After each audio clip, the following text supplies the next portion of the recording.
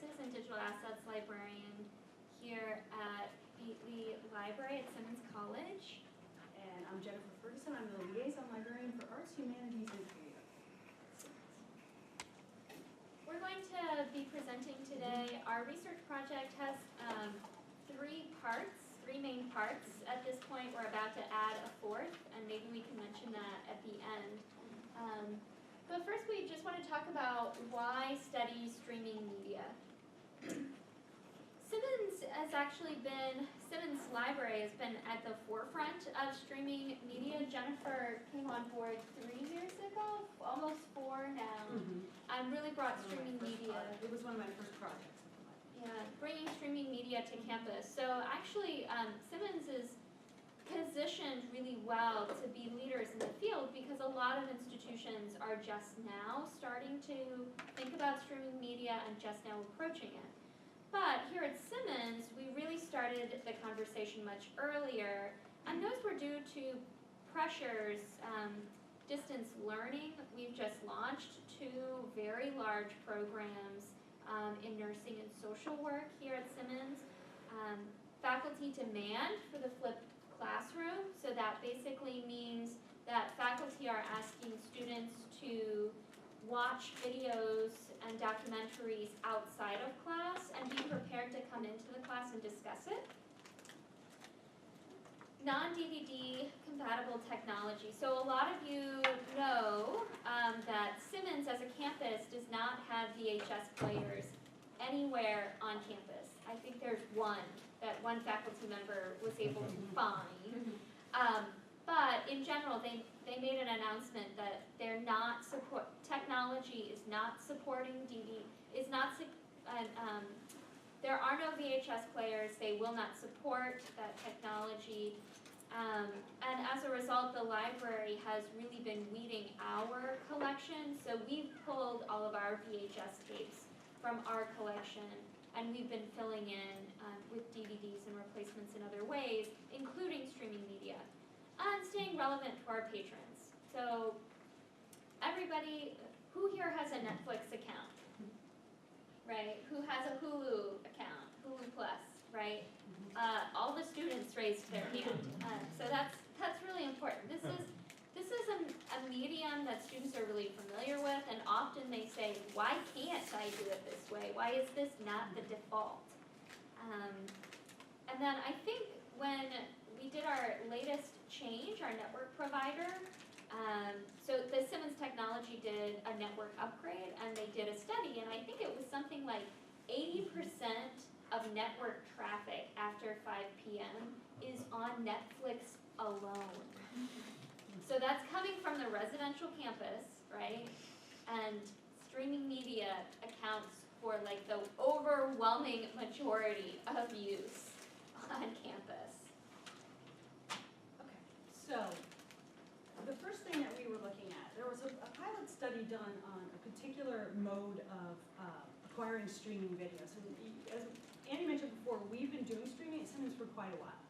But we've been doing it in a more traditional way of purchasing collections and trying to get our faculty to use the videos that we're buying intentionally for them.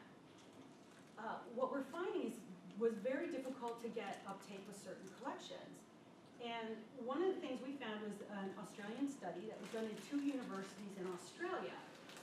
And they had done a study using a particular kind of collection model, doing patron-driven acquisitions for streaming video.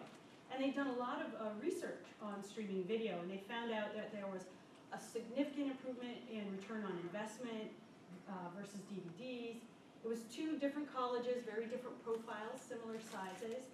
They found out that most of their DVD collection was not being used, and they were finding out that 60% of the academics that they were in contact with used online video for teaching, but most were unaware that the library actually provided it.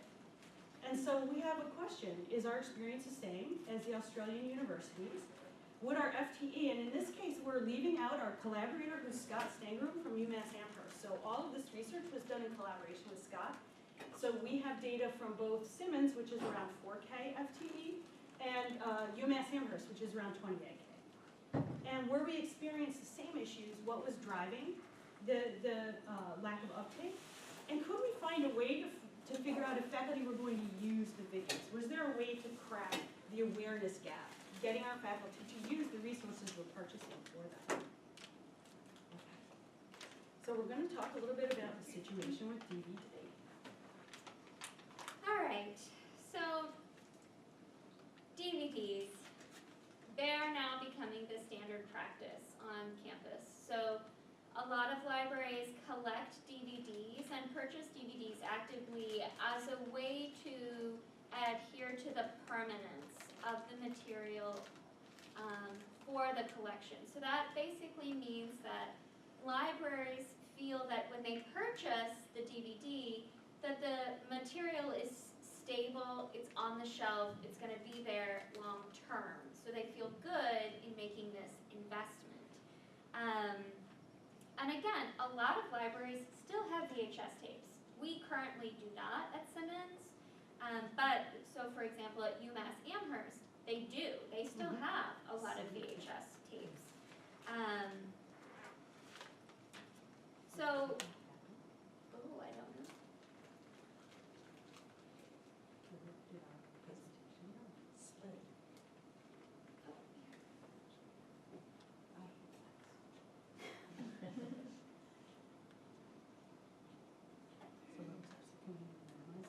The blue, if you slide up to the top, and then hit that blue button in the top right. That'll, there you go. Oh, thanks, Julia. Yes. You can tell I do not use Macs.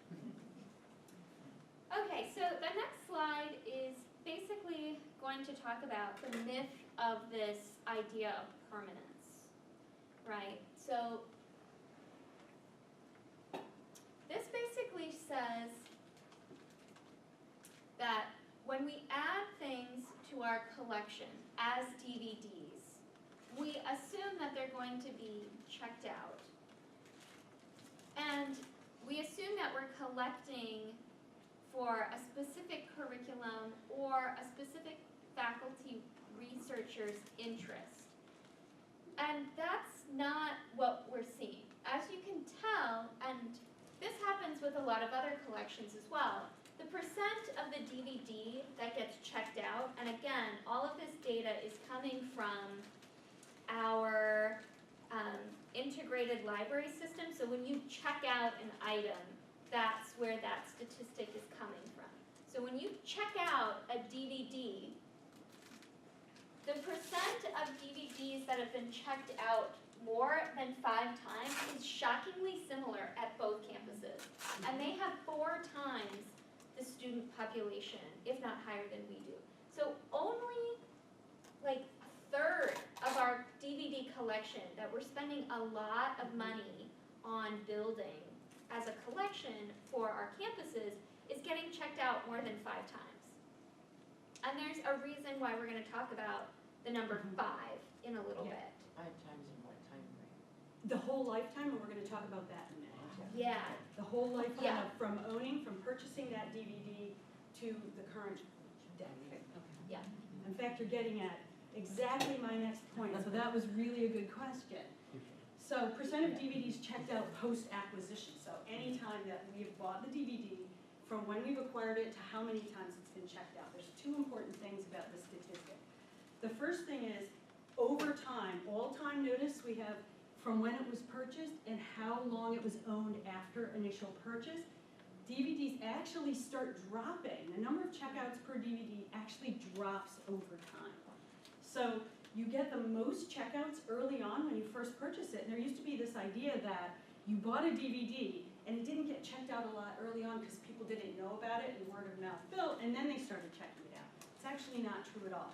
What we're finding is that over time, and this is Simmons only by year, so we kind of weeded out the most recent DVDs to account for some of that. And we're looking at DVDs purchased in 2004, 2005, 2006. And you can see from when they were first purchased to year 10 of ownership, how rapidly they've lost the number of checkouts. So they're checked out, if they're going to be checked out 5 or more times, generally that's going to happen within the first couple years of ownership and not over time. ask just one question? What a Yeah. checkout is not necessarily individual checkout, That's an Because it could individual be. checkout. but this includes the checkouts, because normally, we bought these at a request of faculty to show in a class. So it could Right, be so a that would checkout be, if and they show showed it in class, it would be one checkout. It'd be one checkout. Yeah, for so sure. even if not they one showed use. it, that's also the thing, is we don't know what the usage is from the checkout, so that's the Yeah. limitation of checkout data, for sure. And it's consistent at both campuses. So I just showed you the Simmons only data, and we have a lot of really good data that we generated at Simmons. Umass also has the same experience to see how their DVDs, how many times they're checked out post-acquisition. So it drops just as rapidly as ours. So it's not just our campus, it's also Umass Amherst. And it's really important to emphasize how different these campuses are and how different the size is of each campus and how different the collections look. So it's not like we're doing the same things, but we're seeing the same behaviors, and that's the important thing to understand. So next we have damage and loss, right? So when we think about how much a DVD costs, we generally just look at how much is the purchase price. What's the sticker? And we don't often think about the additional costs, which includes damage and loss replacement. And again, you can tell that the use is really happening in the first couple of years because that's when the loss or damage happens. And for DVDs, damage are things like a scratched disc, or I've seen chipped discs, and loss is someone just doesn't return it. And it can be very, very expensive. I mean, I see some of our acquisitions team, and we purchase DVDs that can be hundreds of dollars and hundreds of dollars. And, you know, to replace that disc, which we have replaced discs, because they're a core part of the curriculum, that's an additional several $100s that's coming out of our budget. That's all a part of this cost of the DVD. It's a really hidden cost.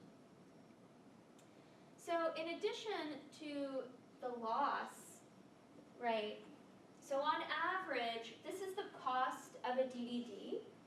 This is the sticker price of an average cost of a DVD. And then these color codes are things like processing, damage and loss, et cetera, et cetera. And that basically increases the price by 30%.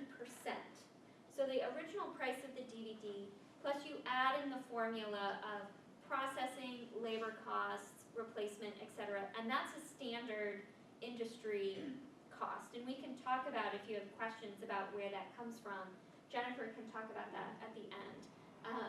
So this is the cost. And again, we're all building to get to this return on investment number, which is the actual cost versus the number of checkouts that the item receives. So you can see here that the return on investment for Umass is about $18, and for us, it's a little bit over $20. And we're not really surprised with that just because they're a much larger institution and it's scaling. So when we're talking about that ROI number, that's cost per checkout. Yeah. So that's how much it costs per individual checkout that Right. we've measured. Okay, so what we've done is, we actually an early adopter. Simmons is an early adopter, and they came to us, Canopy came to us very early on in the process, and Umass was the initial adopter of this model, Canopy's PDA model. We were second or third, I think, very early in the process. And they were using us as sort of test cases in some ways, and we were really interested in what they were talking about. So we launched the PDA model in late 2013. We set a budget cap. Both schools set a budget cap based on our respective budgets and sizes. We opened up a collection. Initially, we only opened up certain subject collections because we were still thinking, well, if we're allowing people to choose the videos they want, it might get out of control. So we set some limited collections at first, but we found that really was also opened up all of their 20,000 videos. And there are usage triggers for PDA. So if you don't understand, that's patron-driven acquisition. So what happens is we open up a whole platform full of 20,000 streaming videos across topics, including documentaries and featured films, both. And after a certain number of clicks or a certain number of plays, it automatically triggers a purchase of that particular title. So in other words, once we know someone's using that title, now this is why the number 5 checkouts we're using as a measure, because it's 5 views triggers a purchase. So we already know our most robust usage on our DVD collection is 5+ checkouts. So most of our collection, 2/3 of our collection gets fewer checkouts than that. So we're thinking with PDA, 20,000, will this work the same way? Well, most of the collection get fewer checkouts or fewer views than 5.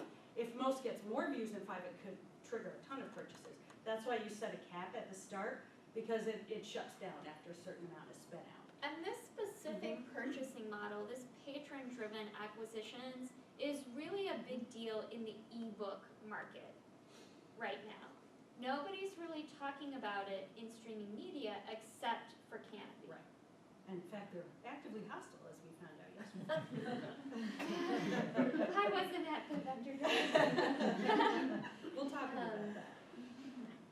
So yes, and they also do quarterly invoicing on films that are triggered, and we get really great admin statistics, really great usage statistics, and live monitoring of what's going on the platform at all times. So what we found is certain things we didn't know that they wanted. These are our top 10 triggered films at both Simmons and Umass. Most of these we had no idea would have been our top 10 triggered films. But once we opened up the platform, we found these are the ones that trigger most often when they have the most views on them. The really interesting stat here is actually Umass's stat about Walmart, the high cost of low price. That was a video that was one of their most heavily used videos as well. And in the first day that this was open on the platform, they had more views on that than they had checkouts in the entire life of the DVD. So what you're showing here is that people want to watch some of these things, but making it easy for them increases usage dramatically. And it's really, really interesting. And the thing that we're most interested in seeing is that it's totally unpredictable in some ways about what is getting triggered and what faculty are actually using or actually looking for, because mostly these are faculty triggers. We know that from our newest research, being triggered by faculty assignments. And I think that when you talk about collection development in your coursework, you talk about I don't know, I didn't take collection development, but you probably talk about what your researchers are doing, what your curriculum looks like, trying to match things that look sort of like they're relevant. But time and time again, research is showing in this area that everyone is terrible at guessing at what's going to get use.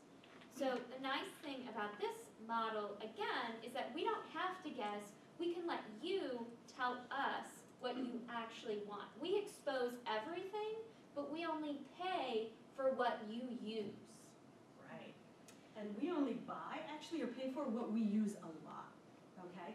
So out of all of the films that were watched on the platform, so this is not out of the 25,000 films on the platform, this is out of the films strictly that triggered a play of one kind, not a purchase, but a play. You can see only 20%, less than 20% at Simmons were actually paid for, had 5+ views. And if we look at DVD checkouts, we're seeing similar kinds of numbers, like 5+ is kind of the baseline for how much something gets used.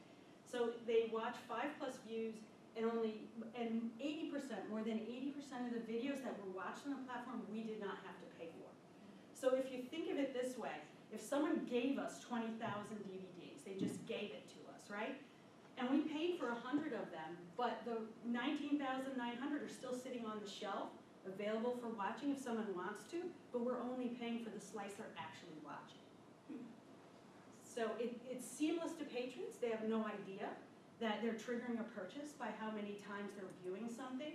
All of these films are open and available to be watched up to 5 times without triggering a purchase, which is a really generous Triggered. trigger because we know about how often DVDs are checked out. And what's really amazing to us is UMass has almost exactly the same things. And again, much larger population, different subjects they're teaching, etc. Very similar. And a lot of this data is also matching the study from the Yes. two Australian institutions. It's clearly and closely matching their experience. How can they afford to do that? Oh, that's a big question.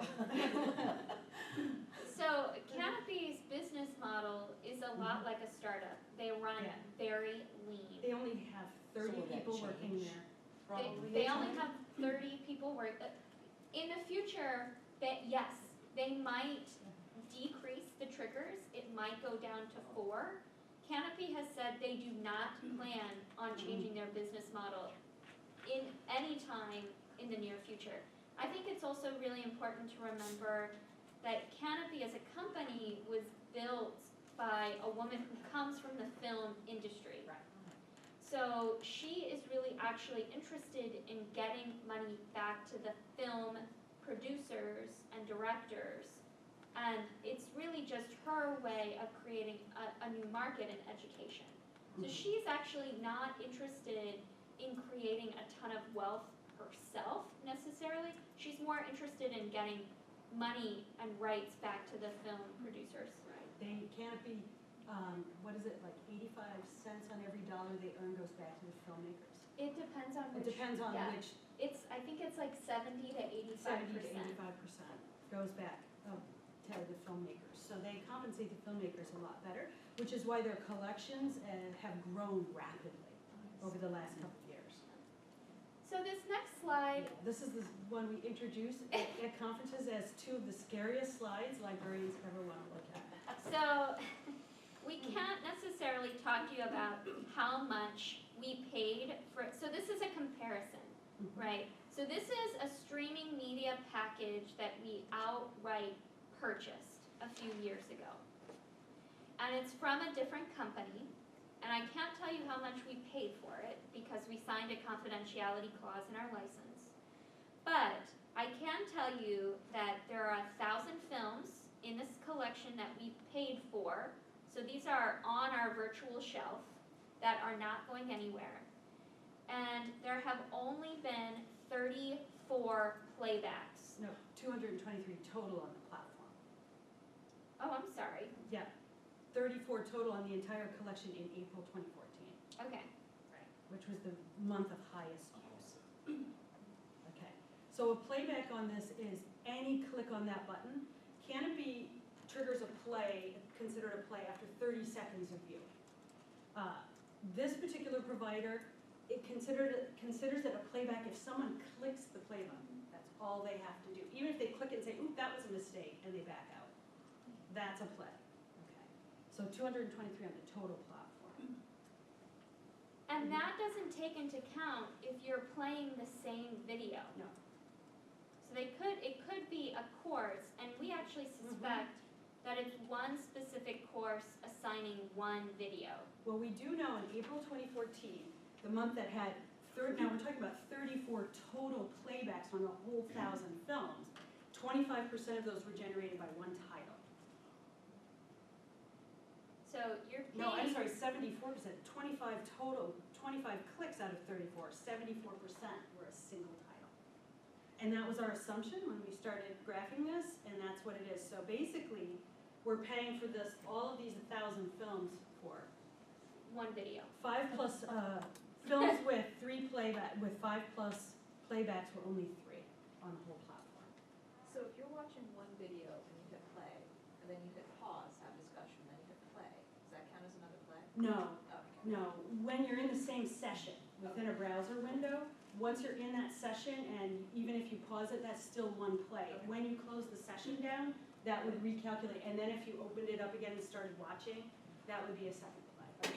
So the next slide is Scott's slide from UMass, and we feel really sad for Scott. Yeah, this is Um, much worse than us. Because they bought counseling and therapy video, which is a very expensive collection. Again, they outright purchased it. It's sitting on their virtual shelf, and they've only had a total of 81 And because they're a state institution, we can tell you how much it costs. So their cost per use is $264. Now again, keep in mind that we're trying to compare between the physical DVD, PDA streaming, and outright purchased collections for streaming. So we're trying to compare three things, and we'll do that in the next slide. And actually, I think it's really also important to note here that one of the reasons libraries have gone out and purchased collections makes complete sense when you make that decision, or you think it does because we didn't have the data, which is that for us, Filmmakers Library on Lane had a lot of crossover with our DVD collection. So we thought, okay, these are titles that we already know our faculty want. They want them in streaming format. This is a quick way to get up and running with streaming without making a huge investment up front and doing a lot of research we already know. Now that we know that DVDs drop in relevance over time, we're seeing the exact same thing with purchased collections of videos. So even if you own it, even if you just subscribe to these collections, you're going to see the same usage patterns you see with DVDs.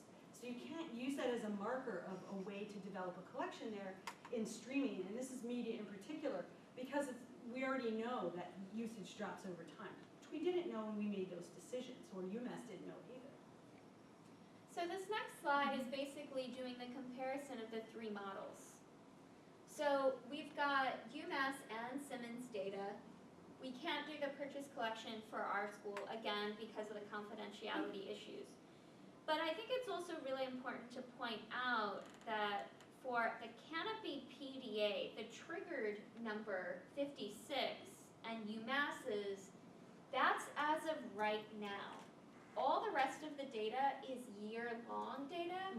We expect that the triggered films for both schools will continue to increase. The plays per triggered film. Yes, and that our return on our investment will continue to get even better.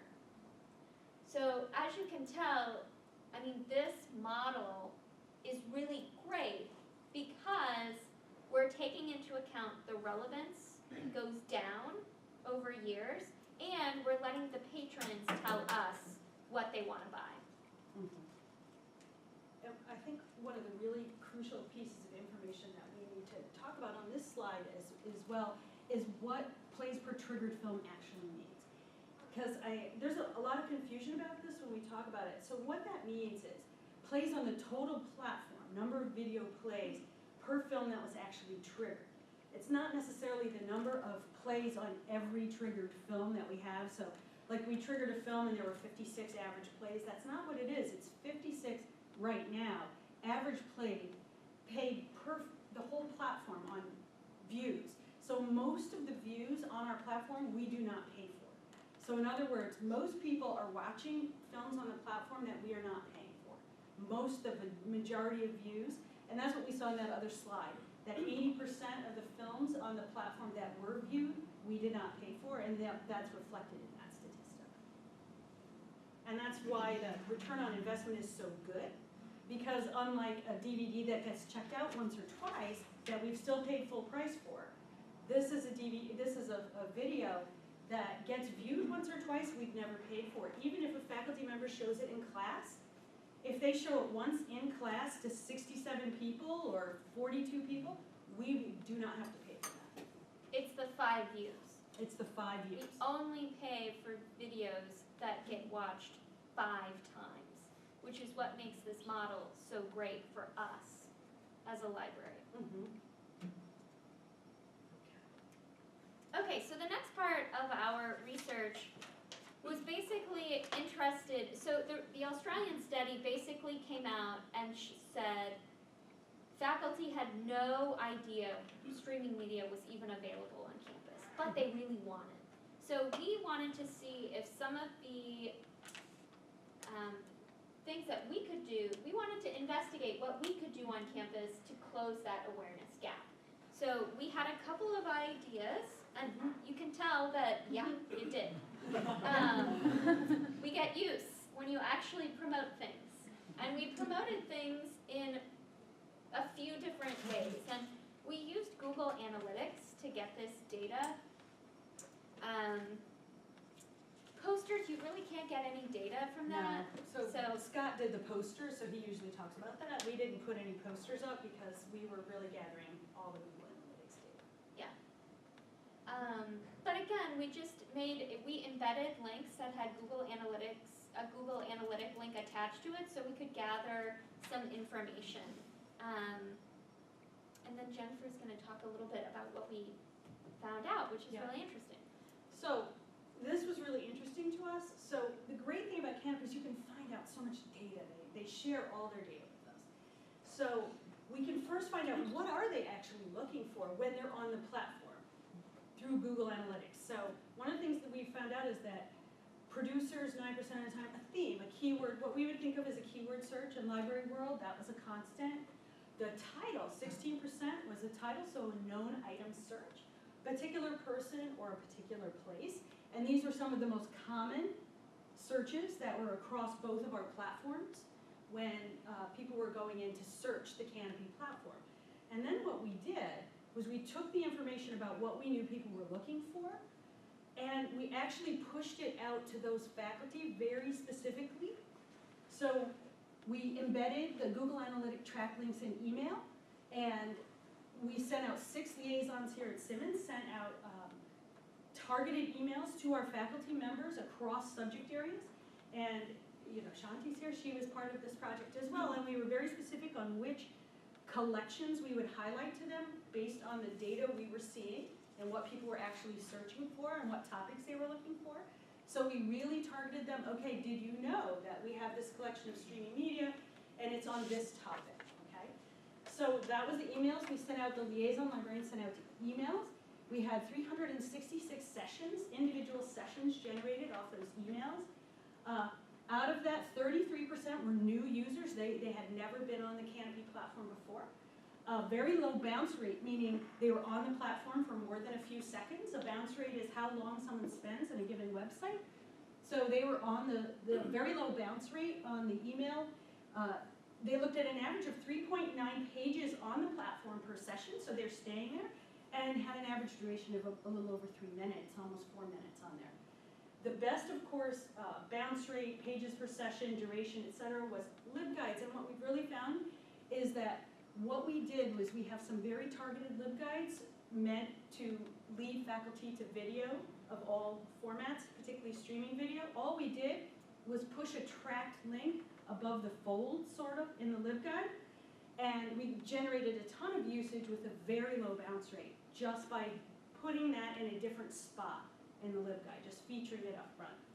We also put little email signatures, little Canopy logos in our email signatures, and we actually generated, 25 people actually clicked those, which was interesting. And out of those, 40% were new, high bounce rate. That's a curiosity thing. Why is this in somebody's email signature? They click it, oh, okay, and they click out of it. Social media, my assumption was social media would be our least effective way of promotion, and it turned out to be that. So only 13 sessions, but the advantage though was that 69% of those, a high new user rate. So even if you're generating few total views, you are getting a lot of new users. So that is an important thing to know, and again, very high bounce rates. And the search widget we embedded in particular subject-based LibGuides, so search widgets for particular collections in the top 10 most used subject LibGuides, and we generated, again, a nice number of new users and a nice number of sessions out of those. So, as you can see from that graph, it really did work. This is all you. So what does this mean? It basically means that Simmons is really going to prefer Canopy's business model, which is a PDA. And that goes for ebooks as well as streaming media. We continuously have vendors approach us and have really traditional business models that you buy the entire package of streaming media items, and then we don't know what will get used or not, but we're gonna pay for everything. And we continuously give feedback to these vendors saying, our research is showing that that's not really cost effective for us. come back and visit us when you have a patron-driven acquisitions model.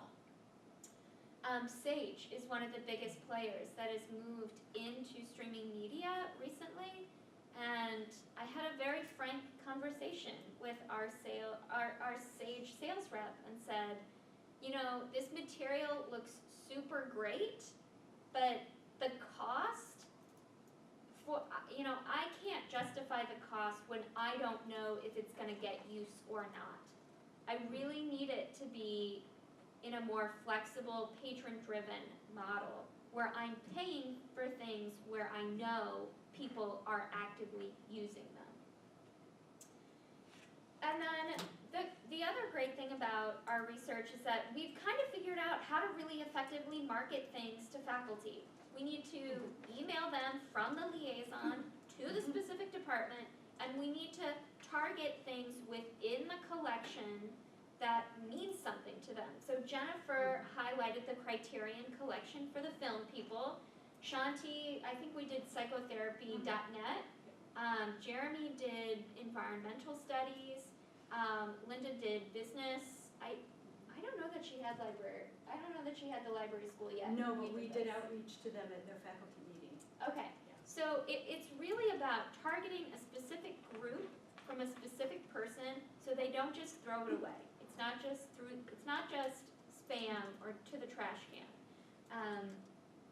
And we're gonna think about that when we try to promote things in the future. So we think it's been a success.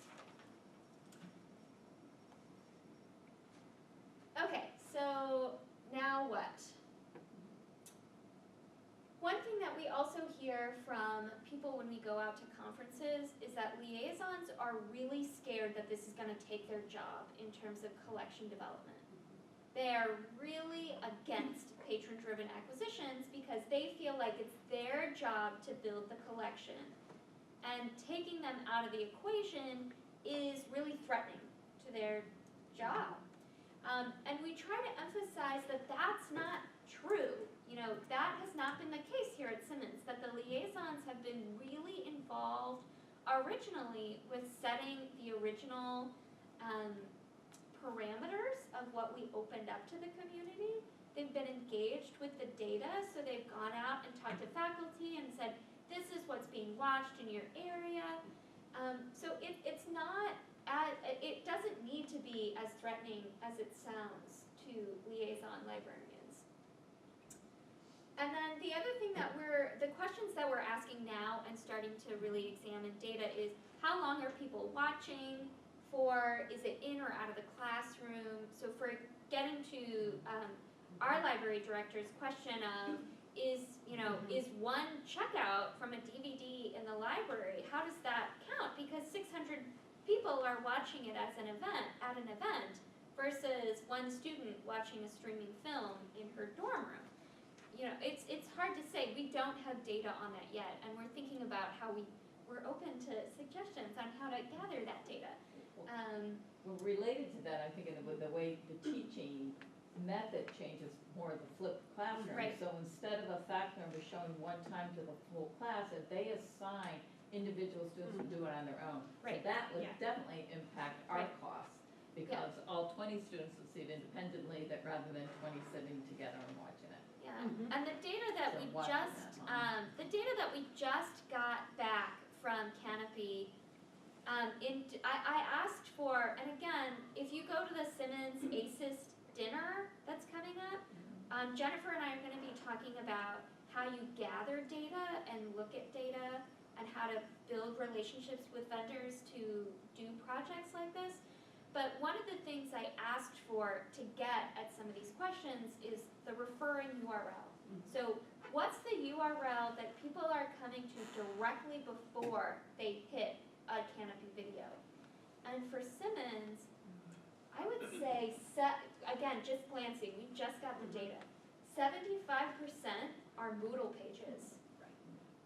So it's taking the place of course reserves, is pretty much what's happening. This is the preferred method of putting a video on reserve, and there's two reasons for that.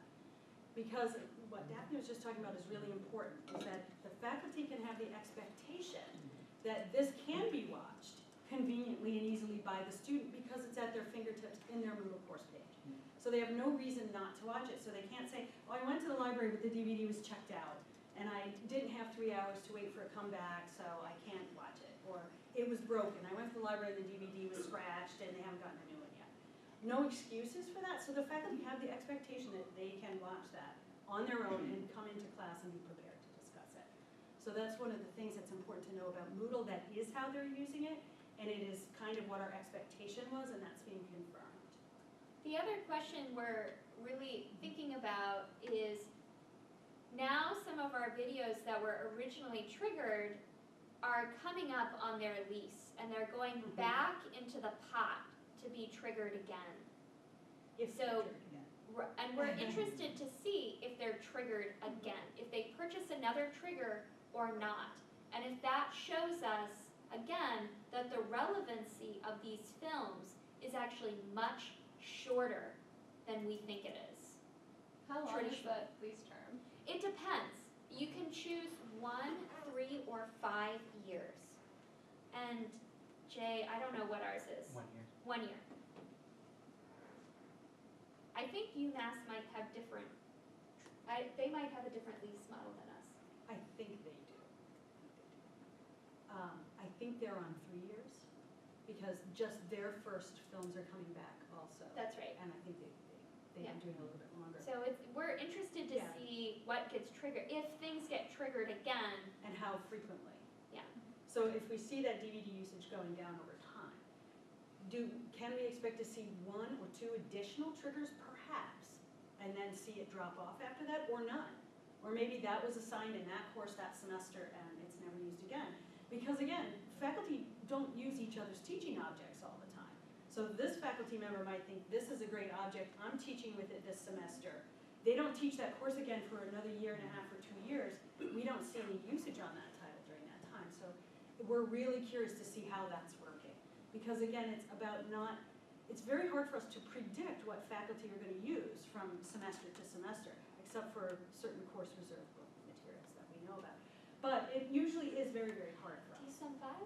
So, yes, it can be very difficult, particularly in a media environment. And I don't want to overgeneralize from our data. This really is about media in particular and the way it works. So I think it's going to be interesting for us to see if that same cycle holds in a streaming environment. Or if, because it's so easy to get to, they're just like, yeah, I'll use this film again because we had a good experience with it, rather than, it was so hard the students hate watching it in the library and having it books. And I think that's That's it. Do you guys have any questions? Yes, hi. So it sounds like you guys are getting a lot of great data, which you mentioned a bunch of times. Are there any concerns about that related to patron privacy, or are all the analytics you're getting from them like totally anonymous? Totally anonymous. That's good news. Totally anonymous. We can see We a don't- referring URL that it comes from Moodle, we don't know who or where it came from, just from the domain. Jesse. Is it realistic to assume that other vendors will adopt the model? So that's a great Wow, question. That is a really good question. It's funny to watch vendors. So one of the main competitors in the field is Alexander Street Press.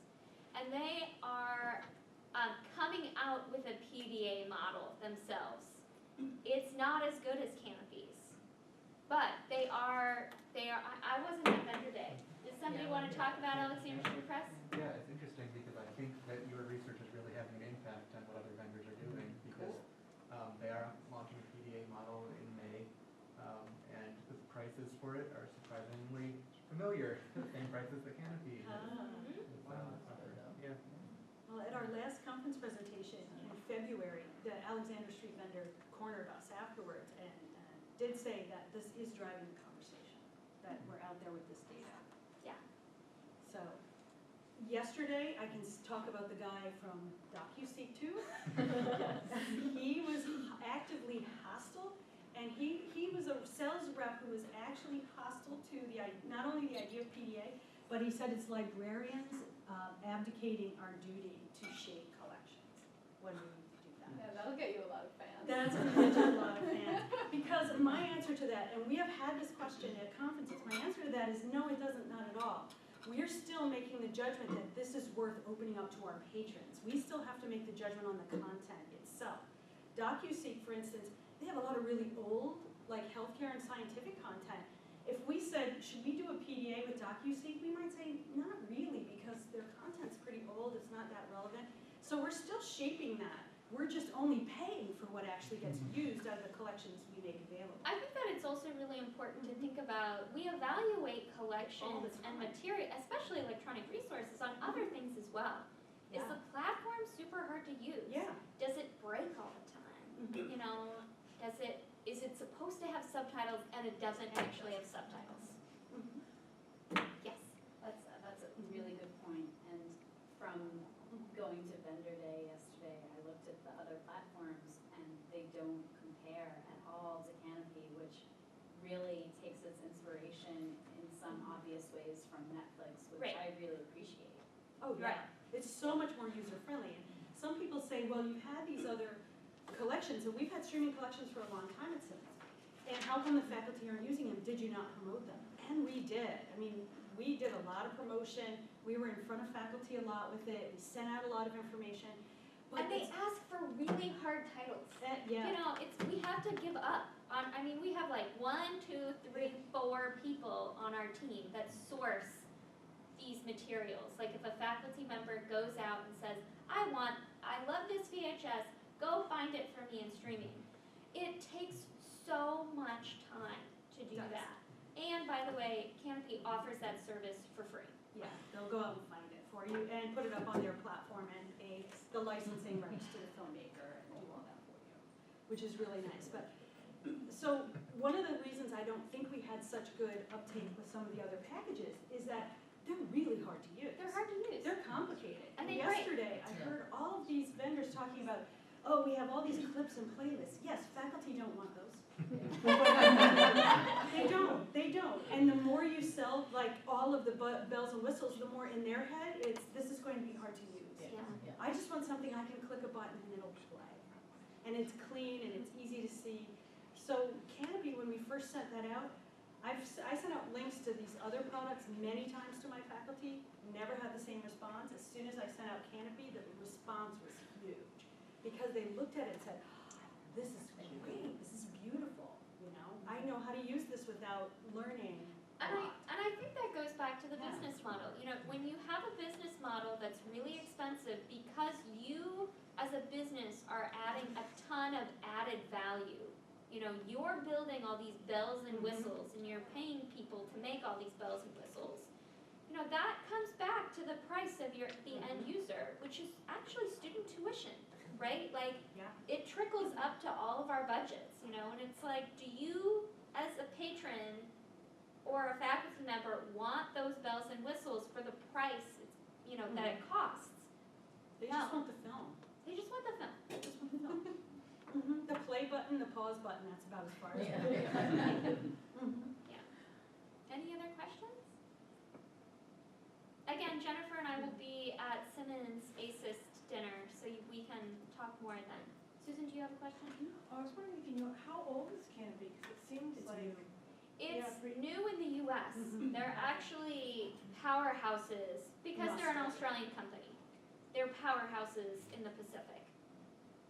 oh, so this is just new here. They're new to the US, 3 years. Yeah, a little more than 3 years. Scott, I think, at Umass was the first library. So do they have a really good presence in Australia? Yes. Oh, yeah. Yeah, they really own streaming in Australia. And the South Pacific, like they're just Yeah. huge in the South Pacific.